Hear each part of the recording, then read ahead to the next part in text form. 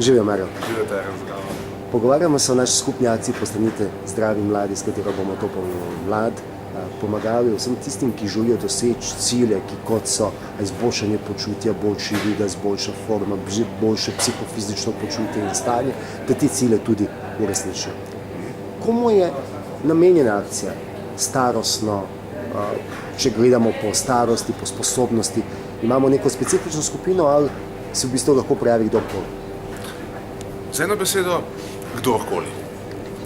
In tudi samo ime akcije Postanite zdravi in mladi govori o tem, da ne rabite že biti zdravi ali da ne rabite biti samo mladi ali stari, da bi se te akcije udeležili. Samo želimo, da imate pravo energijo ali pa da to energijo pri nas pridobite, saj ni važno. Zato smo mi Feel Good in zato je z nami Karček.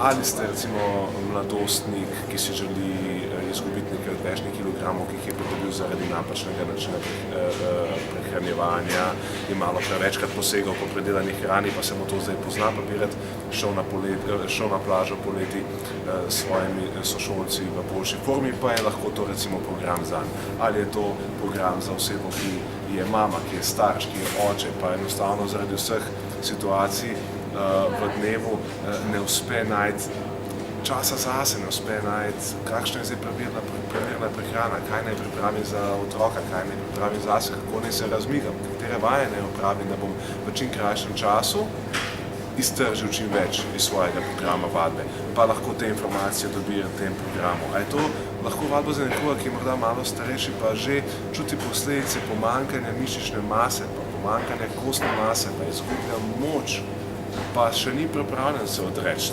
temu.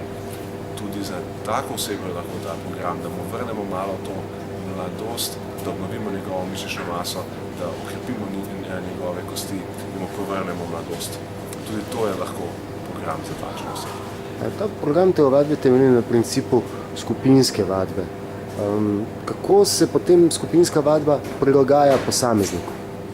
Ja, nemogoče je prilagoditi recimo v celoti skupinsko vadbo posamezniku, ker to potem bi bila individualna vadba. Ampak to pa še ne pomeni, da ne moremo narediti najbolje, kar se da. In to smo poskusili ravno v tem programu, da smo združili tiste elemente, ki manjkajo pri klasičnih konceptih skupinskih vadb, če me razumete.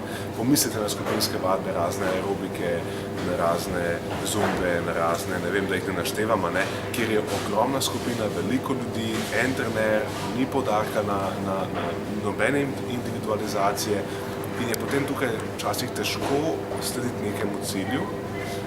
Po drugi strani imamo tu program, kjer je skupina že v osnovi malo manjša, se pravi ima trener za opraviti za manjšo skupino in se lahko bistveno bolj posveti posameznikovim ciljem in prilagodi vaje tako, da morda malo bolj ustrežejo enemu ali drugemu cilju. Super.